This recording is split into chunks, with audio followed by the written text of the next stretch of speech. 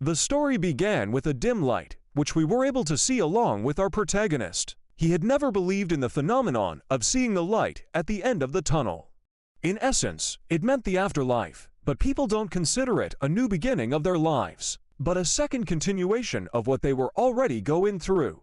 But then a new question arises: why was he seeing this light at the end of the tunnel? He didn't remember his death, and the last thing that he could call out was him standing by the window, looking at the city from his room. But after that, his body felt heavy, and he lied on his bed. After that, he didn't remember anything. The chances of him getting assassinated were what made him think about it. There were a lot of people who wanted him dead because of his actions and reputation as the king.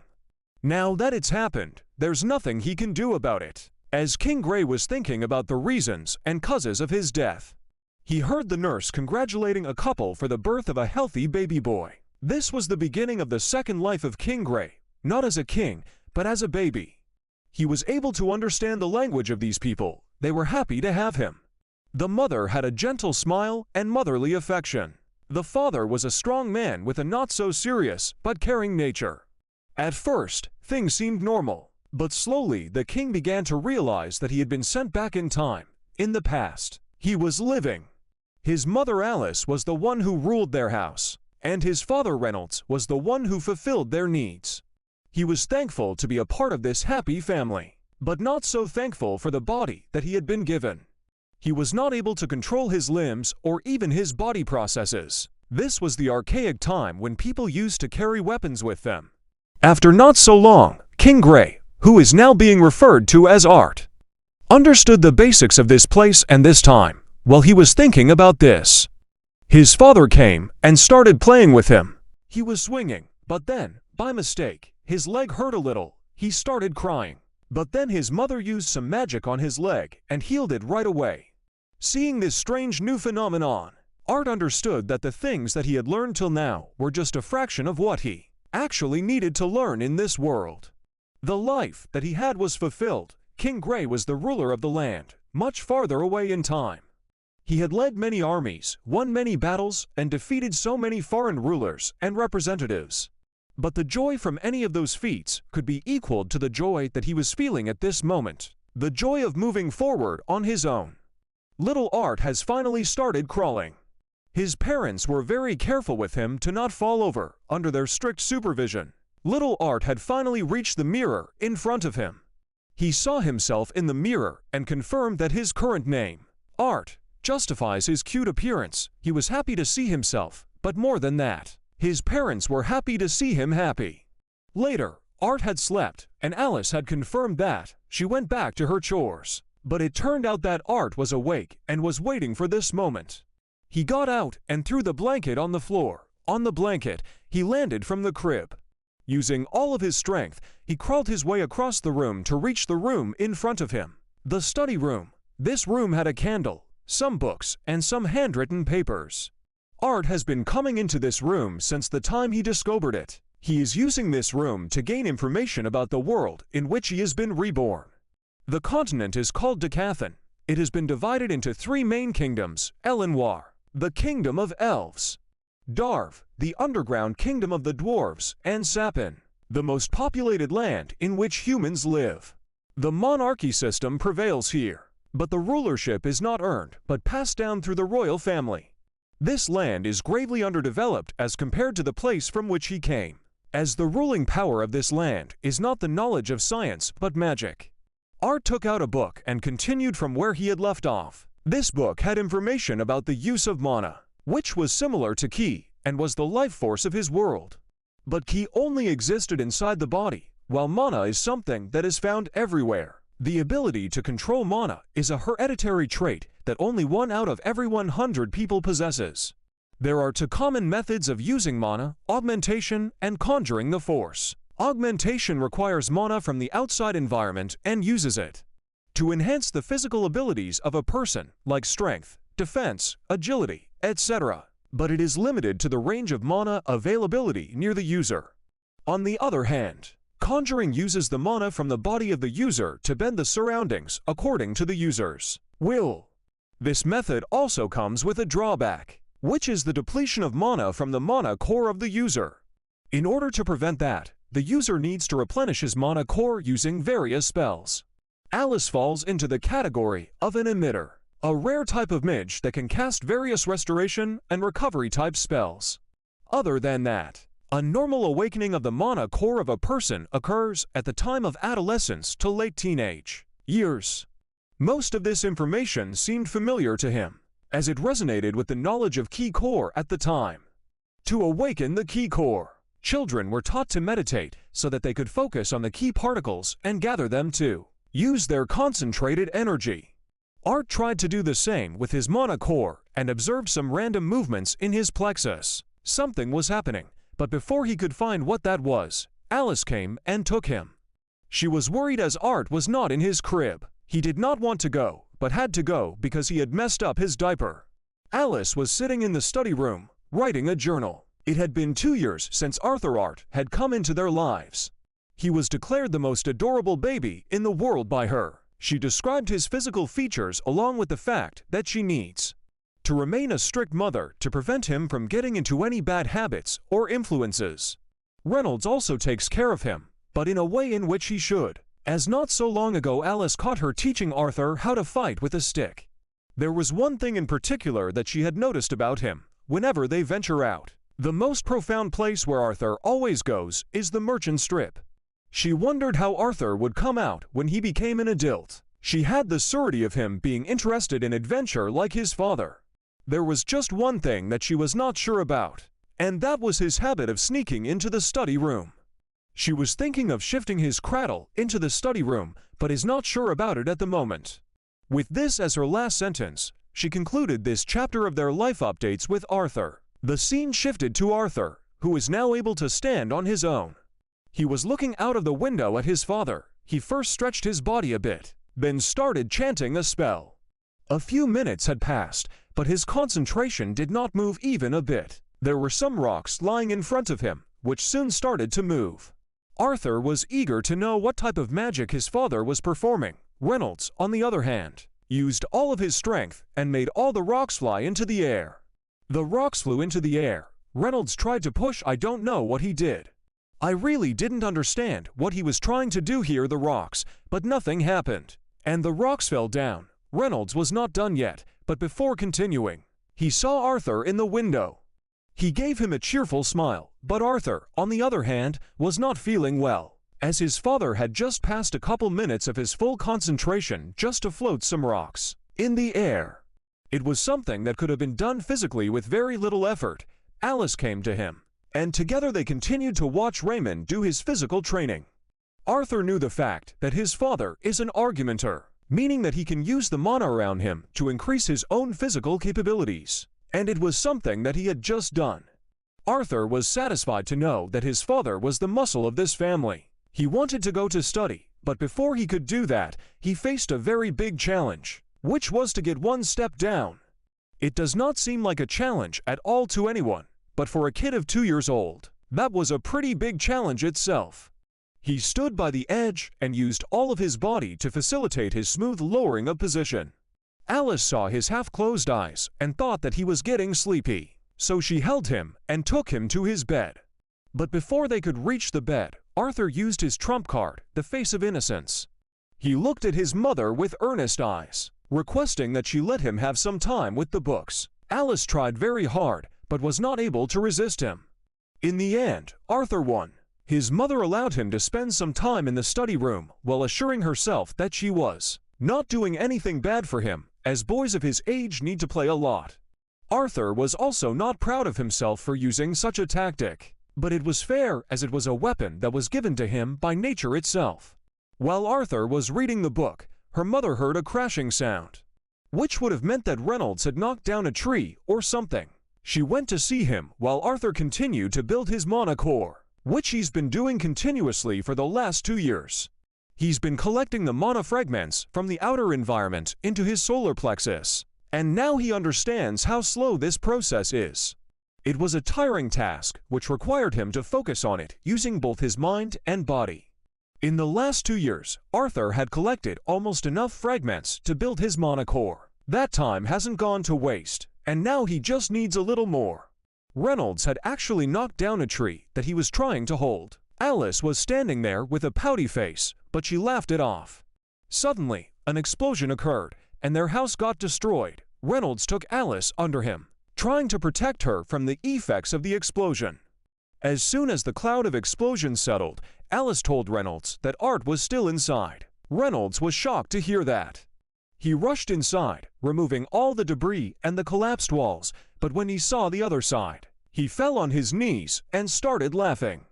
With a tear in her eye, Alice came to him and asked him what happened. Reynolds was not sure how to respond to it, as Art was not even 3 years old at the time when he had awakened his mana core. It was Arthur who had caused the explosion, but he was unaware of that. He was still in his meditation state, floating over the destroyed house. He unknowingly came down and walked towards them, but then he realized the destroyed house and thought that someone had attacked them. 1 more year had passed, their house was rebuilt. His mother had started teaching him how to read and write. And his father had also started teaching him the basics of augmentation and mana manipulation. Since he's just a kid, his body was not up to the mark where he could just freely use mana. And to compensate for that, Reynolds had been actively engaging him in physical workouts. Soon after that, his father decided to give him a wooden sword on his 3rd birthday. While Arthur was studying, his father came to take him for sword practice. He wanted him to use the flow of mana as naturally as he was breathing, so that he would be able to strengthen his body according to his needs. He wanted him to think of his mana core as another organ of his body. Reynolds had challenged Art with a branch of a tree. Art knew that he would not let him go until he defeated him, so after trying a few times normally, Art used mana in his stance and finally cut down the branch in 2 using his mana-charged wooden sword. He was allowed to go back, and so he did. He started meditating again, condensing the mana fragments to make his mana core stronger. The mana core is made up of thousands of mana fragments, which in the beginning start with the darkest color. But when enough practice is put into the effort, the mana core starts gaining purity, and its color becomes lighter. There are 6 colors in which the purity of the mana core is divided: black, red, orange, yellow, silver, white. Each of these 6 colors is divided into 3 shades: dark, solid, and light.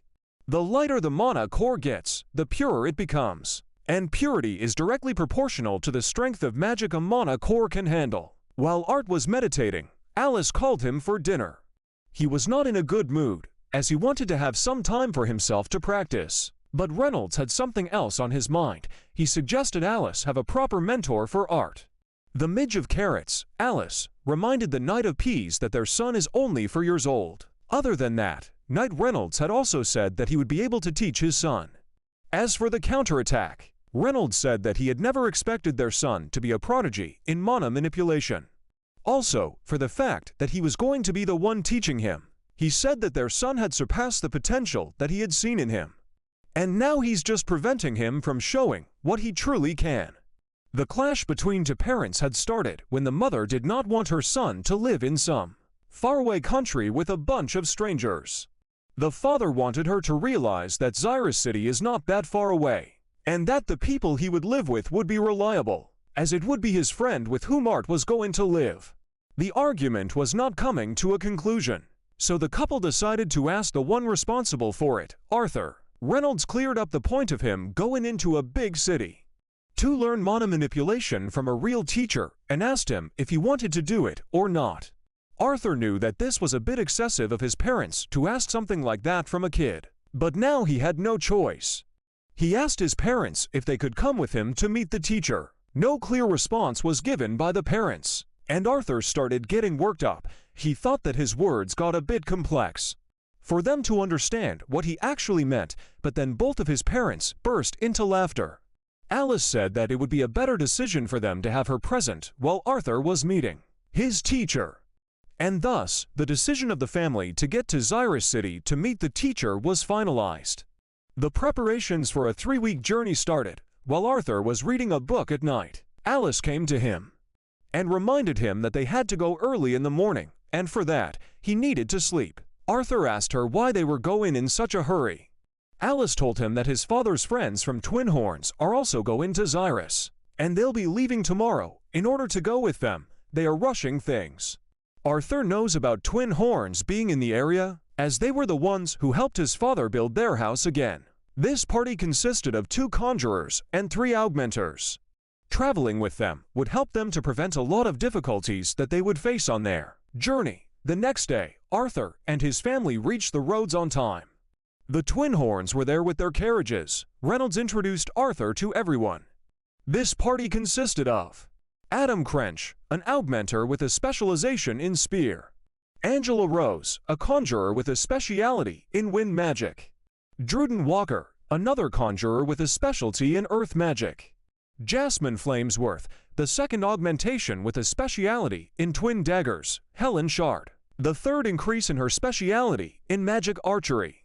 Everyone introduced themselves to Arthur in their own way, and after that, the party was ready to move. The carriages were loaded, and Arthur was ready to embark on a new journey. With the party of twin horns, the family was overcoming all the challenges that were coming in front of them. But Arthur did not seem to be in a good mood. Helen asked him about it, and the reason came out to be his new experience of having a long journey, which had ruined his mood. She asked him about his mana core awakening, which he had achieved last year. Adam was also getting bored, so he asked Reynolds to let him have some light training sessions with Art to lift their moods up. Adam knows that Reynolds usually has this type of light training session with Art, and because of that, he wanted to try out the genius in him. Reynolds told him to be gentle with him. He's still at the very beginning stage, and permitted him to take Arthur. Arthur did not want to go, but he had no choice there. People praise children of his age for just climbing a staircase, but here they are all just taking him for granted, thinking that fighting a small kid like him is just normal. Adam took him to a clear area and was ready to begin the battle, but Arthur wanted to go back. He tried to signal his father, but he was already pumped up for the fight. Art understood that he had no other way of coming out of this situation than to fight Adam. He concentrated his mana flow and dashed towards Adam. Adam tried to block this attack, but didn't see that Arthur had just gone behind him to attack on his back, but Arthur, on the other hand, was not able to successfully proceed with his second attack. As he was struggling with the maintenance of his positioning, his sword was now charged with mana, which he used on Adam, but he dodged it and countered it using his spear, which Arthur dodged. At that moment, Arthur did something strange. He pounced on Adam and tried to slash him. But Adam didn't give him an opening and used his kicks to fend him off. Arthur beautifully evaded his kicks with some solid work of his hands. But now Adam had enough gentleness. He used his spear with the same force with which he would attack a grown man, and he attacked Arthur. He blocked it with his wooden sword and fended him off. This was going to be a balanced battle. But then physics kicked in, and Arthur realized that his weight is less. And because of that, the effective force would be much greater on him than his opponent. Arthur was thrown away, while Adam just slid a little.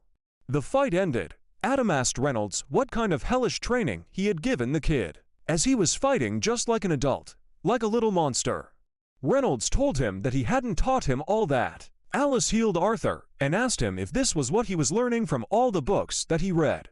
Adam, on the other hand, was amazed by these movements of his and asked Art to teach them.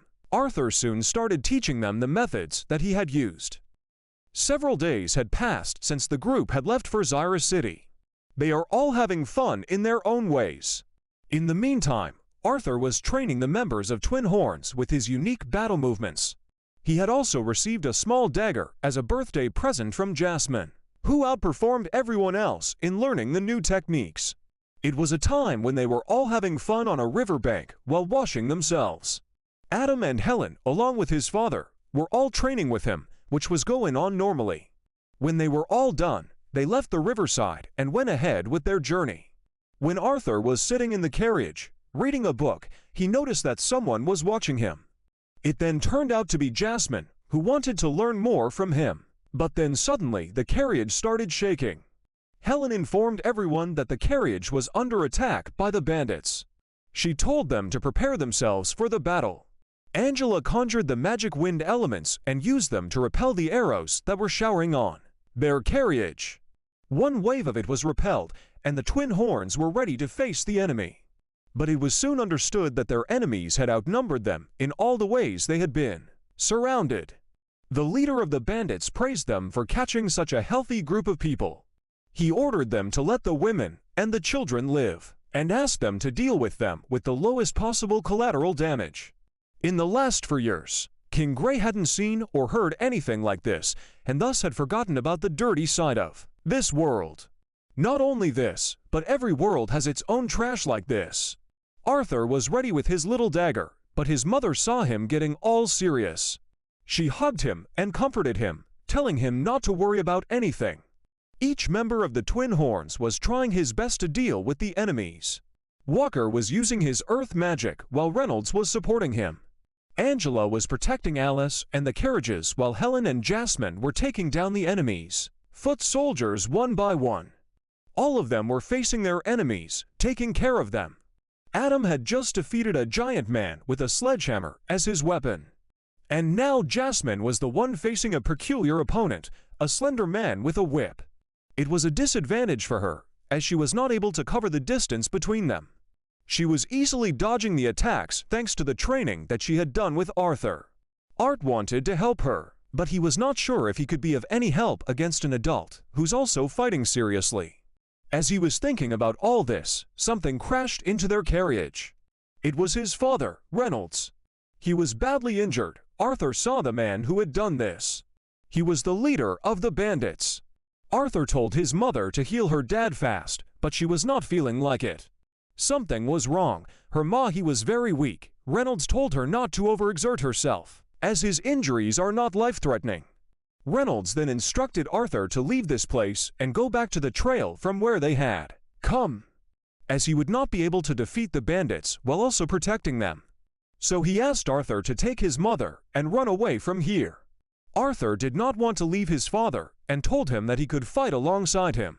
Reynolds told him that he knows he can fight equally, and because of that, he had entrusted him with the job of protecting his mother and the baby inside her. Reynolds told Arthur about this secret, which he wanted to reveal when they'd reached the city.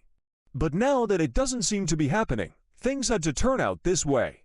Arthur promised him that he'd protect his mother and was now ready to prove his bravery. Reynolds told him that the enemies had 4 mages with them. The enemy leader had already noticed his mother was a healer and ordered his men to capture her. Reynolds got healed, and Arthur left with his mother. As they were running away, they got attacked by the first mage, but Adam engaged him in battle, and Arthur left the area. But soon enough, the enemy archer attacked him. Seeing an arrow coming right for him, Arthur used his wooden sword and tried to block it. They got away from the arrow, but Arthur's sword got shattered into pieces. The archer was taken down by Helen, and Arthur again started running away with his mother. On the way, Arthur noticed something strange. There had to be 4 mages, but he was only able to find 3 of them on the field. One against Angela and Jasmine. The second one is against Adam, and the third one is against Walker. Arthur started looking for the 4th one and saw their leader ordering someone. It turned out that he was the 4th mage. He was swirling some kind of water magic spell, which he threw at Arthur and his mother. The water bomb was coming at them. Arthur was able to dodge it, but he knew that his mother couldn't. So in order to protect her, he threw her out of the attack's trajectory and sacrificed himself for the sake of the promise that he had made to his father. But his sacrifice was not worthless, as in the meantime, he threw his little dagger, tied to a string filled with mana, and caught the midge with it. He roped the midge with him, and they both fell down the cliff.